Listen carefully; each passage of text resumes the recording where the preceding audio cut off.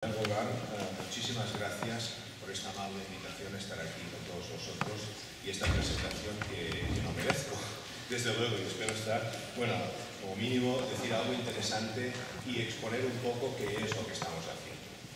Entonces, yo quería decir, en mi currículum yo soy médico asistencial mucho tiempo, hasta hace 3 años hacía guardias. De hecho, Emilia está aquí, me conoce muy bien, no sé dónde está, aquí. Y hemos trabajado juntos en muchos proyectos de la sociedad, que actualmente también soy el presidente de la Sociedad Española de Medicina Intensiva y Unidades Coronarias. Entonces, lo que sí me he dado cuenta es un tema, nos hemos dado cuenta que el conocimiento está en todos vosotros, si me lo permitís. Nosotros atendemos pacientes, tenemos conocimiento y lo llevamos a cabo. Hoy en día está en discusión un poco qué es lo que hay alrededor del paciente, qué es esto de la medicina centrada en lo que es el paciente. Y me he permitido empezar con esta reproducción. Este es un cuadro de Picasso que está en Barcelona, que yo creo que es lo que estamos haciendo todos los días. Es decir, medicina centrada en el paciente, o no lo hacemos, yo creo que sí. Donde está el conocimiento, el médico que está tomando un pulso, donde está una paciente que está grave, que confía en quienes están alrededor, y está también la caridad que se merecen estos pacientes, aquí expresada, pero que es lo humano que envuelve a un paciente con su familia, el médico que la atiende, los residentes, etc. Este es el cariz de la medicina. Pero no nos olvidemos, en todo esto está un proceso que puede mejorarse, centrado en la salud de esta persona.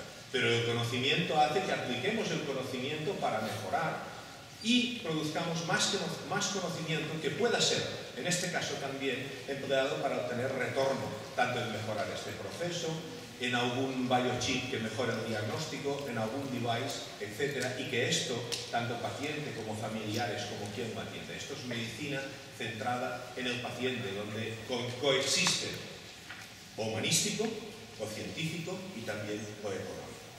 Dicho esto, me gustaría empezar con una breve definición de qué es investigación e innovación, que no van separadas, a mi modo de ver. ¿Y por qué? ¿Y para qué en los centros hospitalarios? En primer lugar, para los pacientes. ¿Por qué? Porque vamos a mejorar el conocimiento, mejoramos la asistencia y probablemente el pronóstico. Después, para los profesionales, que somos nosotros. ¿Por qué? Porque es motivo también de satisfacción y también de más motivación. Mejora los conocimientos y podemos obtener un retorno tangible.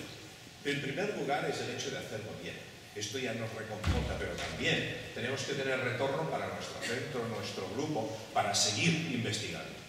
Para la institución, esto es prestigio, captación de talento, y esto es importantísimo, el talento se nos va, pero tenemos que mejorar. Es decir, todo lo que hacemos para salir de la crisis, para que este talento que actualmente se nos va, vuelva a nuestras instituciones y no permanezca fuera.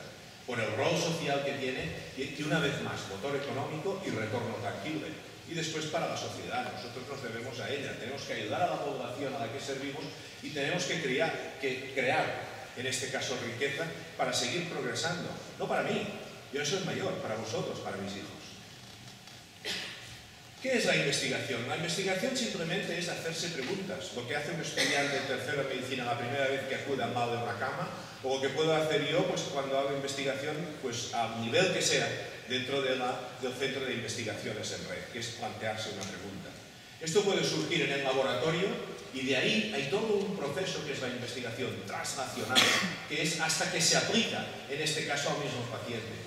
Pero hay estudios muy buenos en la literatura que las preguntas surgen de estar al lado del paciente y nos tenemos que ir al laboratorio para contestar esa pregunta y entonces ver el aspecto mecanístico de esta pregunta, encontrar la solución. Por lo tanto, esto es un círculo que va y viene y es la investigación transnacional y que todos hacemos en nuestro día a día.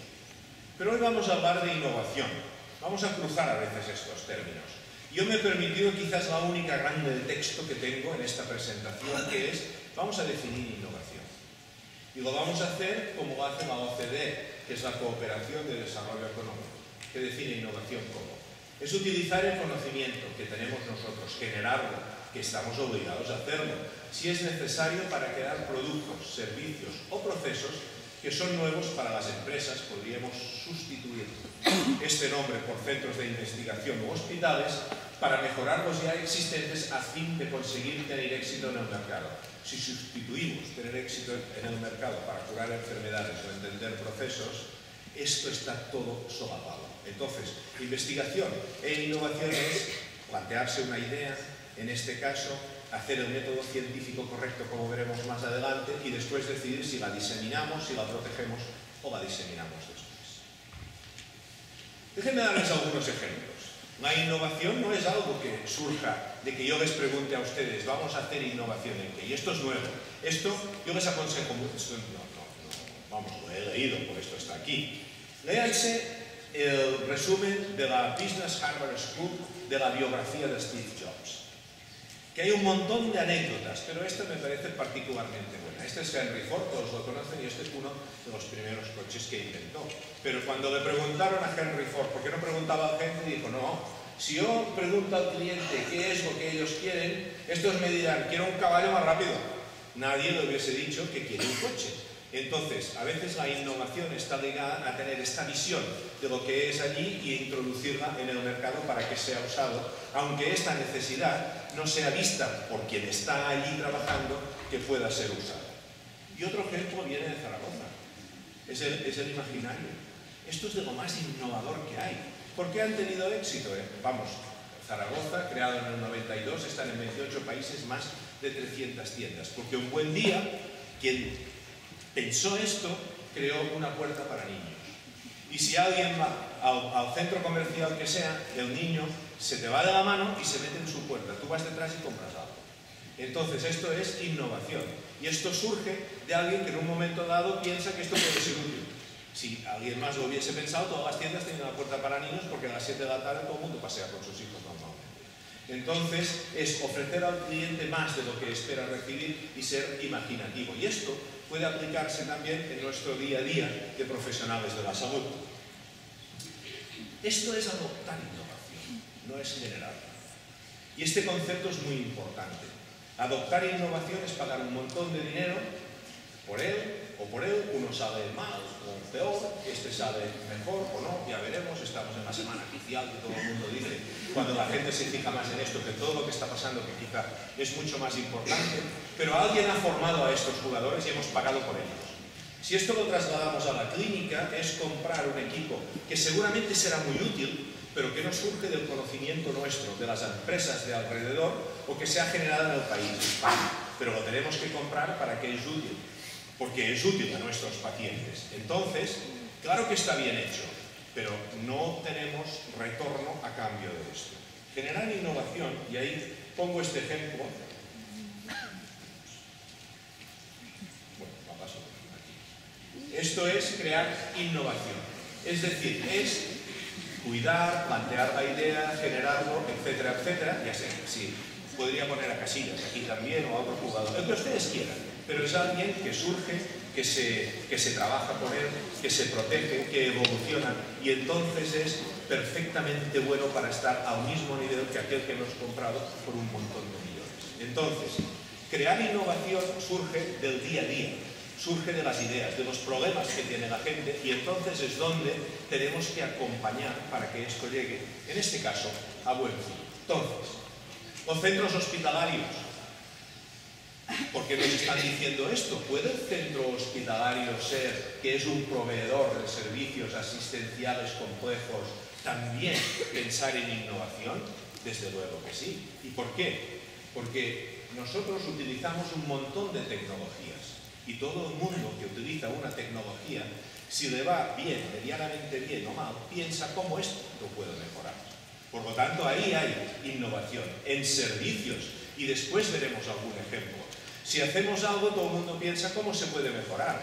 Un ejemplo es, este circuito puede cambiar por otro, etc. Pero si esto acorta la estancia o evita que alguien venga al hospital o mejorar este servicio y atenderlo en su casa, evitando un reingreso, entonces estamos haciendo innovación que repercute, en este caso, muy bien en la población y que tiene un impacto económico. También en la organización, o también innovación social y cultural, como las unidades de pediatría que a lo mejor tienen una ciberárea para los niños que están enfermos, o va el profesor ahí y todo esto. Y alguien me preguntará, ¿por qué esto es innovación? Pues porque este niño, que a lo mejor estará tratándose de un proceso hematológico, 6 meses en el hospital, va a retornar a la sociedad y no va a repetir curso. Entonces ahí hay un retorno económico en esta forma. Por lo tanto, el centro hospitalario puede hacer un montón de cosas. Y aprovechando esto, no estoy hablando de profesionales de la salud, que son auxiliares, empiezo por este orden, médicos, técnicos, enfermeras, etc.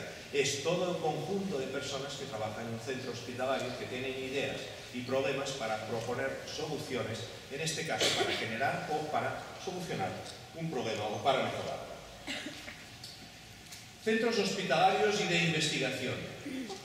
Hospital que adopta innovación, que compra, por ejemplo, no sé, pongamos un robot, el Da Vinci, no es que tenga nada contra el Da Vinci, pero utilizamos dinero público para comprar una innovación que a lo mejor tenemos que juzgar, evaluar esta tecnología, si vale la pena gastar todo ese dinero para tener un robot.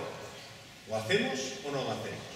Pero ya estamos adoptando innovación, tampoco estamos hablando de esto. Entonces, en las instituciones hay grupos aislados que hacen innovación, que son grupos protegidos en los hospitales, porque son muy necesarios y que a veces no transmiten esta cultura a los demás porque ya están muy avanzados y trabajan en ella. Yo lo que les voy a proponer hoy es cultura de innovación para todos, es decir, el hospital innovador, donde esta cultura se extienda, es decir, no solo al que la está haciendo y la está haciendo bien, sino a aquella persona que a lo mejor tiene en la cabeza, está pensando o tiene un problema donde subyace una solución y como nadie le pregunta o no tiene a dónde ir en este caso, entonces esto se queda ahí hasta que vemos que una multinacional, en este caso, pues ha sacado esta solución y dice, anda, pues esto yo ya lo había pensado. Y esto es muy frecuente, muchísimo más de lo que se piensa en el mundo de la enfermería y en el mundo también de los médicos. Dicho esto, me gustaría un poco hablar de un esquema de lo que qué es la innovación. La innovación es un montón, en este caso, de ideas, ¿de acuerdo? De ideas que por sí mismas, estas ideas no valen nada. Una idea no vale absolutamente nada.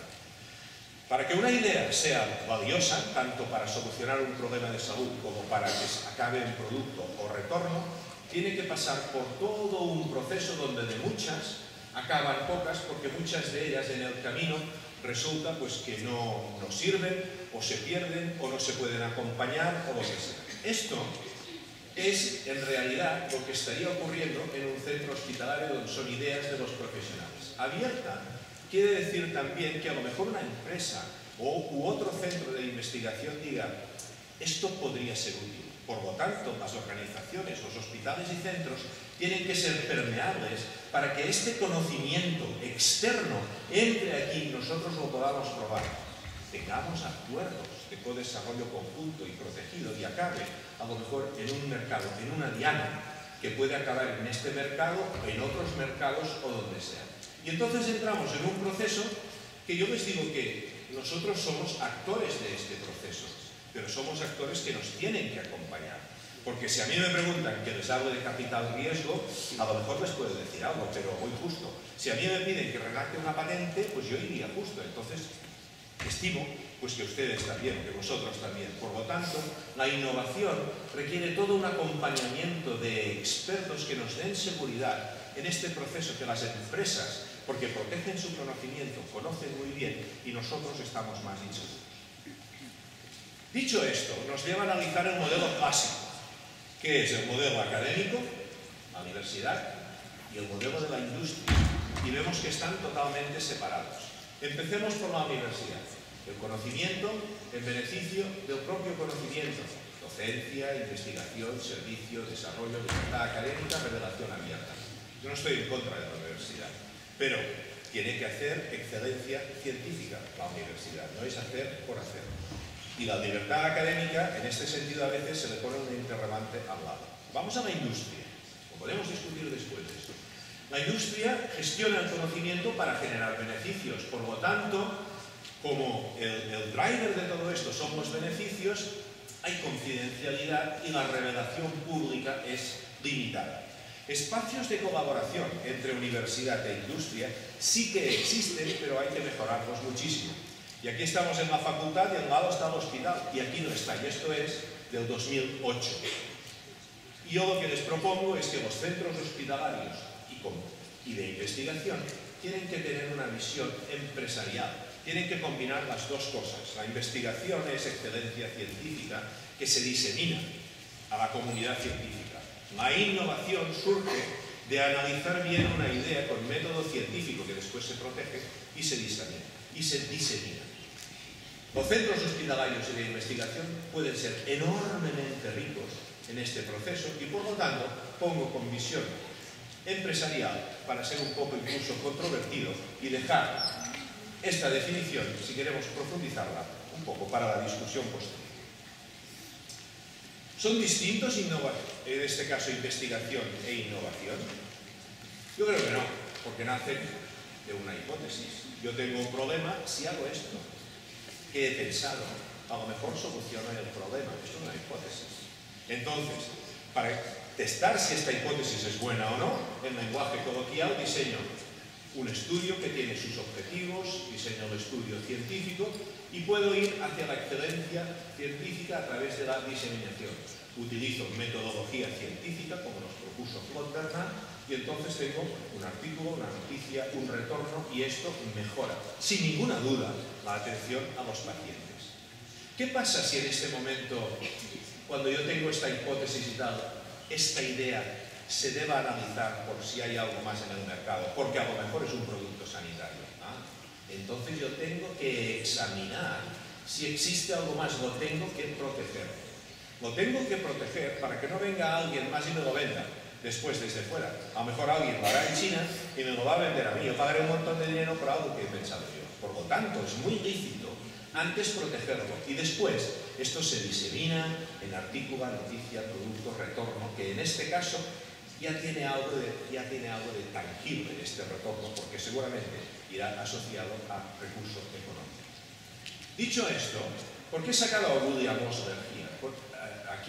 Lo he sacado porque Osler fue un innovador en la manera de atender a los pacientes. Su libro, Principles and Practice of Medicine, se utilizó durante 40 años. Y fue, y ustedes lo saben, que la mayoría son estudiantes, el que llevó a los estudiantes con él a pie de cama, a ver a los enfermos, y así se pasaban las mañanas, porque esto es la manera de aprender medicina.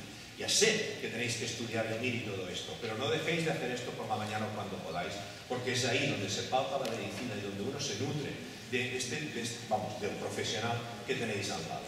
Dicho esto, en España, lamentablemente, aunque en todos los medios de comunicación digamos que estamos muy bien en excelencia científica, nuestro último premio Nobel es de 1906, si no me equivoco.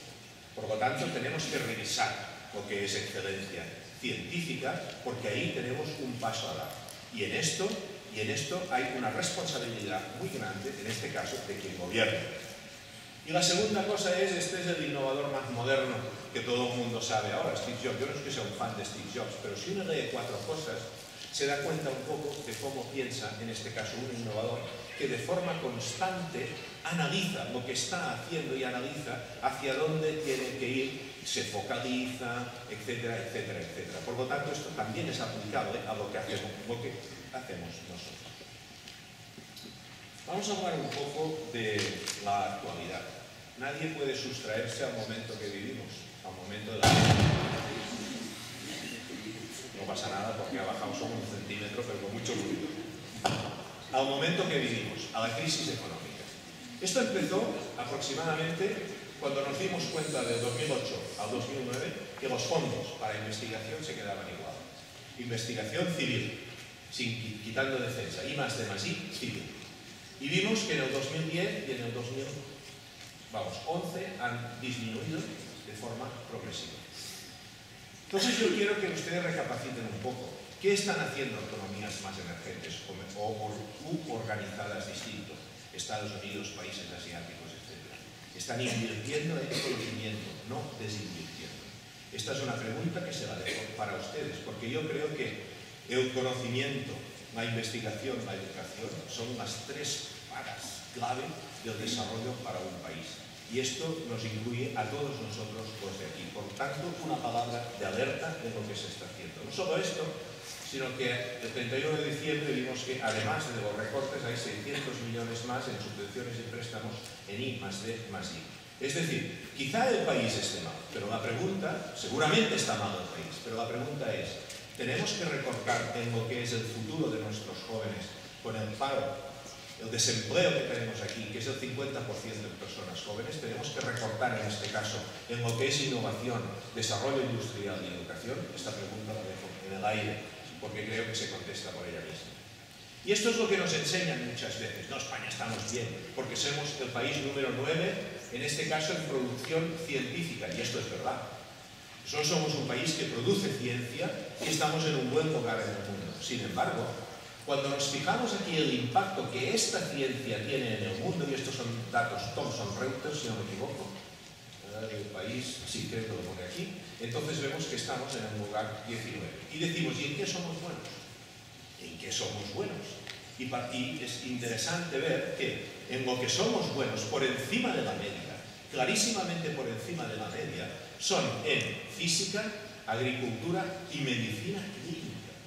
Medicina clínica, que es la atención centrada en el paciente, que es la medicina a pie de cama, que es para mucha gente una especie de investigación que está disminuyendo, que se está extinguiendo. Y en cambio, estamos poniendo un montón de recursos en temas que estamos clarísimamente por debajo de la media. Y aquí surge otra pregunta. En la escasez, con lo escasos de los recursos, ¿dónde hay que invertirlos? ¿En lo que somos excelentes para más en innovación? ¿O hay que seguir en campos, en este caso, donde hay países emergentes que van a desarrollarse muchísimo, como son los asiáticos, Estados Unidos y Canadá? Este es otro interrogante que los dejo para ustedes. Y vamos a hablar ahora de desarrollo. ¿Cuán buenos somos nosotros en el mundo? Si tanto tenemos a nivel científico, ¿qué impacto tenemos nosotros en el mundo? Y esto no se mide con patentes españolas. Esto se mide con patentes que están en explotación, patentes triádicas. Y aquí, de toda esta lista, si el grupo Estados Unidos tiene el 30%, Japón el 30% y Europa el 30%, España está aquí, no lo ven, porque tiene el 0.3%. Y en exportaciones, en el año 2010, España está en el lugar 29, en este caso creo que son todos países, si no me equivoco, países europeos. Es decir, existe una diferencia muy grande entre lo que es producción científica, en este caso, y lo que es la explotación de esta producción que se traslada, que se transfiere y que se obtienen recursos a cambio. Por lo tanto, también este es un tema en el cual debemos mejorar, yo creo, muchísimo, y son cuestiones que todos los gobiernos deben de plantearse. Solo un detalle. Este es la sala de simulación del máster oficial Universidad Autónoma de Barcelona, que es la mía, Universidad de Barcelona, del máster de atención integral al paciente crítico y emergencias, del cual yo soy uno de los coordinadores. Esta es la sala de simulación, altamente equipada y excelente para simular cualquier entorno relacionado con el manejo del paciente crítico. Yo les voy a hacer una pregunta, a ver si ustedes me la saben contestar. De todos estos aparatos de aquí, ¿cuántos están fabricados en España? Muy pocos o ninguno, no lo sé, vamos, pero seguro que menos del 10%, si es que a lo mejor hay alguno. Entonces uno dice, bueno, esto es una observación que yo hago porque estoy aquí, etcétera, ¿no? Pues esto lo comenté un día con un buen amigo, con Emilia Pova, y él me dijo, mira, te voy a dejar una diapositiva. España es país líder mundial en actuaciones quirúrgicas de mayor complejidad, entre ellas los trasplantes por 1000 habitantes. Y esto es muy bueno. Sin ninguna duda, de que nadie lo dude. Este es un buen modelo que da beneficios a la población y que tiene que seguir así. Sin embargo, cuando analizamos en este caso la contribución al PIB europeo del sector médico-quirúrgico español, estos son datos de Emilia del 2000, pero que serían extensibles a día de hoy, nos damos cuenta que España está aquí. Es decir, utilizamos un montón de tecnología, repito, que es necesario porque mejora la salud de los pacientes, pero que la compramos fuera y no la producimos aquí. Cuando tenemos un montón de conocimiento y de tejido empresarial, probablemente para empezar esta aventura de la innovación y hacerlo también aquí